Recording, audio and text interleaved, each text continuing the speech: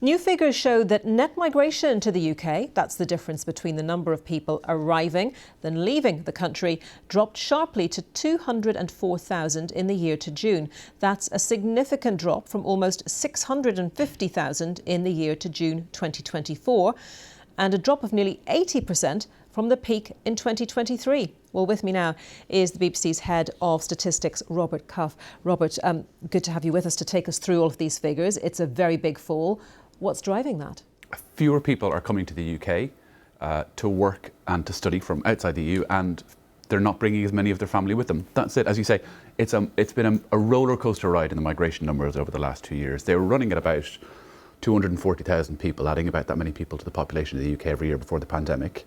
And then after the government opened up programmes to bring in people to work in health and social care and gave universities a target to bring in about 600,000 students, we saw this rapid rise up to nearly 1 million people in about 2 years.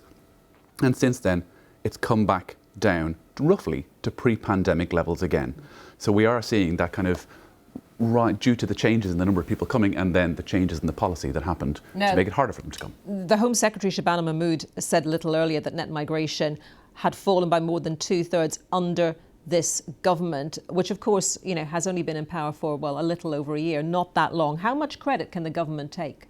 It's happened while they're in power, but it reflects decisions that were taken before they came to power, both the rise and the fall. Because as I said, it was Boris Johnson's government that made it easier for some people to come to the UK to work or to study, but they also, under Rishi Sunak, announced measures to make it harder for people to bring their families with them when they came to study or when they came to work under the health and care visas to work in the NHS. And so those falls, they started before Labour came to power, and they've continued on while Labour are in power. Of course, Shabana Mahmood's predecessor, Yvette Cooper, announced some reforms to the migration system, so they are going to make further changes, but it's probably too early to see the effects of those changes in the figures.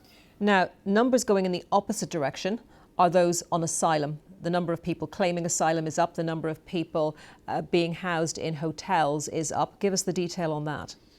Well, these are probably slightly more worrying numbers for the Home Secretary because we've seen about 111,000 people claim asylum in the UK in the last year. That's a record, up again on June, up again on the figure before Labour came to power. And the number of people who are being put up in hotels while awaiting their asylum claims, that's at 36,000. And that's wobbled around a little bit in the last year, so it's hard to kind of tell just from the latest rise. You really need to look under the figures at what's driving the demand for hotel accommodation to get a sense of whether they're going to meet their pledge to end the use of hotels to house asylum seekers by the end of Parliament. And the story there is it's kind of mixed because there are fewer people waiting for decisions. That's down by about 1/3 since Labour came to power. They're processing people faster. They're making more decisions more quickly. But you can't empty the bath if the taps are flowing in faster than they've ever flown. And if you're seeing a record number of people claiming asylum, well, then it's very kind of hard to end that demand. That means you have to put people up in hotels. And then coming back to the drop in net migration, Robert, is that decrease sustainable over the longer term? Because just as there is with asylum, on net migration, there is a huge amount of political pressure, not just for this government, but previous governments in this area. Well, the falls that we've seen, there's nothing suggesting in the figures that those are going to suddenly bounce back, that we're going to go back up to a level of 1 million people coming in a year. They're down to the level. And some people say more people are needed with the right skills. Well, this is people coming to work. So yes, because people were coming to work and people were coming to study, and so these will cause discussions for people working in universities who are depending on those fees or employers. But whether they go down any further, whether these falls will continue, is a much harder one to call because we're at the level that migration was at pretty steadily before the pandemic. So that's not the tens of thousands that David Cameron spoke about in 2010. It's the hundreds of thousands that they were for about 10 years. And it's hard to believe right now that we're going to see mega falls from that point.